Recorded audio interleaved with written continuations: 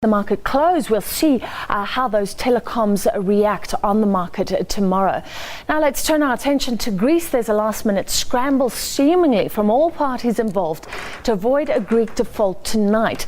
Athens is due to pay the IMF 1.6 billion euros before midnight, money it just doesn't have. So hours away from that deadline, Greece has asked its creditors, including the IMF and European governments, to grant it a lifeline funds to avoid a technical default. Greece has received 2 bailouts in the past to help it meet its obligations, but those came with austerity terms as creditors urged Greece to learn to live within its means. Greece's new government was elected on an anti-austerity ticket, and talks to unlock funds under a new deal broke down over the weekend. Prime Minister Alexis Tsipras then called a referendum effectively to let the Greek people decide if they want to reject the deal like him or choose to stay with it and stay in the Eurozone. To resolve the impasse, the European Commission offered a new proposal yesterday, and Greece's request seems to be a response to that. The Eurogroup of Eurozone finance ministers will now discuss Greece's latest request over a telephonic conference call at 7 o'clock Brussels time. That's 7 o'clock South African time as well.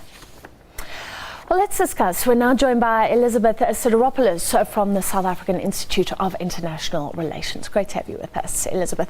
At least it looks like there's a lot of political will from all sides. Do you think this is a breakthrough? It's potentially a breakthrough. Of course, we've had this kind of feeling for the last 6 months that since the Syriza government was elected at the end of January, there was going to be a breakthrough. There's a breakthrough, and there's constant sort of kicking the tin down the road. I think, though, this is crunch time, and the fact that both the Europeans and the Greek Prime Minister seem to be, even at this very, very late stage, literally 5 minutes to 12, willing to see how they. In the first instance, the current bailout package agreement can be extended because, of course, it expires in 6 hours, less than 6 hours, and certainly the ability to then meet Greece's obligations to the IMF certainly is a positive development, although... Yeah, well, what do you think Alexis Tsipras is playing at? By some accounts, he's quite happy to leave the Eurozone. I heard someone speaking from the business chamber in Athens today saying reportedly the government has been going to meetings not giving the creditors the information they require, which seems to be a form of sabotage. But now he's fighting to prevent this trigger, the default, which could lead to them leaving the Eurozone. Do you get him, basically? Well, I think there are a number of scenarios that could be playing themselves out in his mind. Certainly when Syriza party won the elections in January, it was not to leave the euro, and certainly the sense among the majority of Greek voters, although it's always very difficult to know how things might play themselves out over the next few days, is that they wish to see Greece remain within the European Union and within the Eurozone. Having said that, I think that I think since the beginning of this year, there's been a significant outflow of money from Greek banks, which has become much worse in the last right up to when they imposed capital controls and closed the banks over the weekend. And I think the realization has dawned on the Syriza party that actually this is really crunch time, and this is, at the end of the day, going to be have far more negative consequences if we actually don't try to cobble something together. I think the point that Syriza has always made is that there needs to be a trade-off between austerity measures and growth, because over the last 5 years, under the austerity measures, of course, the Greek economy has shrunk by a quarter, by 25%, and that has exacerbated its debt. So its debt to GDP ratio is now sitting at 175%, and many argue that really, you can't finance that. You can't pay that back, not for a very long time. And so I think for Greece and for the Tsipras government, it's damned if you do, damned if you don't, with any outcome to the referendum. But very clearly, the realization, I think even over the weekend, which is why they had also been frantic talks over from sort of Thursday, Friday, Saturday, realization that that there needs to be some sort of compromise, or at least some sort of extension to allow a little bit more time to cobble together a deal. 90%, if not more, is agreed. It's that 10% or so that there was a dispute over literally over the last 5 or 6 days, and that's what we're. There's some big thinkers. I saw Stiglitz saying that if he was Greek, he would vote no, actually, because what these creditors have imposed, you were talking about the strain on the economy, he said is the biggest man-made depression, and it's unacceptable, and maybe Greece would be better outside the Eurozone. So he's a big thinker, but I think a lot more people concur with you that the default would be more painful than the austerity. I think the critical issue that Greeks should be asking themselves when they vote and when they have these discussions now with the Eurogroup over the next few hours is the following: is what does Greece require to get its economy on a sustainable footing? And that's not a sort of a short-term question. It is a structural question.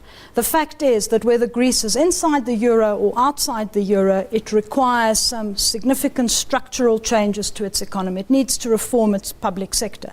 It needs to deal with its very convoluted tax system. What is wrong with the Greek economy? We're very far away. Just explain how it's all gone so horribly wrong.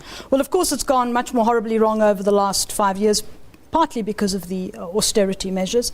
So you've seen the figure is something like 300,000 small and medium-sized enterprises have had to close shop. You've had unemployment skyrocket. Well, it's sort of to levels comparable to South Africa, 25-26%, and a youth unemployment also sort of over 55%, and unfortunately an exodus of young, skilled people from the economy. I think the Greek economy has always suffered from a lack of competitiveness. I know a lot of people say, Greeks don't work hard enough, etc. I think there is an element where, yes, a lot of Greeks working in the public sector have been able to go on pension early. But I think there is also a dimension that the economy in terms of systems, processes, etc., cannot compete with the northern economies of Europe, and that's a systemic factor that needs to be addressed. There is a public sector and systems of pensions, etc., where you have an aging population, increasingly small number of people actually paying towards pensions, and a much larger group receiving pensions. I think a very generous pension system, although for a country that isn't as developed as many in the north, and a tax system that is convoluted and where there is chronic tax avoidance and evasion. And unfortunately, over the last 5 years, while there have been attempts at reforming this, they haven't really been able to get down to the number of it, and that is there is systemic corruption, tax issues, etc., that cannot be dealt with overnight. But at the same time, I think successive Greek governments have battled to really, take some really bold actions, particularly on the big guys who are avoiding tax, not little guys who are earning 300 euros a month in pension.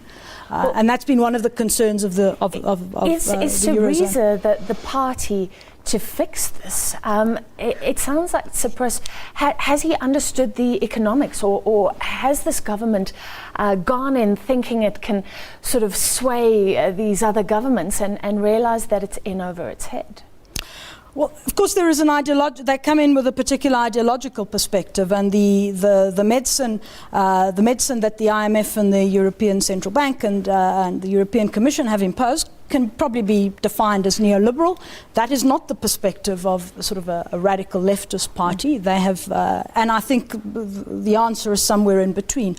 I think he has probably, from a negotiating perspective, although looking really from the outside, hasn't done very well at building alliances with partners within the Eurozone that could help him and make his case well enough.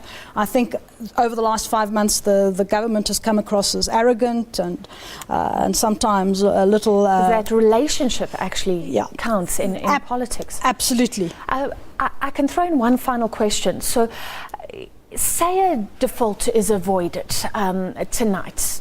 I do think they'll probably get a little lifeline. Do you think that referendum should still go ahead? Because there's technicality there as well. I heard today the ballot papers have to be in 5 days before. That's today. The question isn't even defined. Do you think government's quite committed to that, or was that a knee-jerk reaction?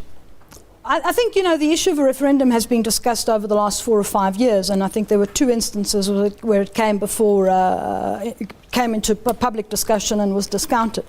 I think there was a sense within the Syriza government linked also to the fact that there is a faction within the party that is opposed, in fact, to the Eurozone, it's opposed to austerity measures, that it would have been politically extremely difficult for Tsipras to sign on the dotted line 5 days ago. And the referendum was a way of saying, well, let's put it to the voters. Some might argue that it's a bit of a cop-out, that he was elected exactly to negotiate more favourable terms.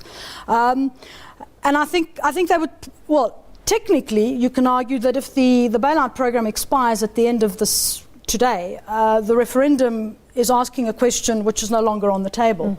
So I think they will probably proceed with the referendum. Depends really what happens tonight, but I think, it's been through Parliament, etc. Yeah. The question is highly technical. It refers to the 2 documents, the debt sustainability report and the public sector reform documents, which are probably not very intelligible to most people, highly technical. Apparently using 2 languages as well. Yeah.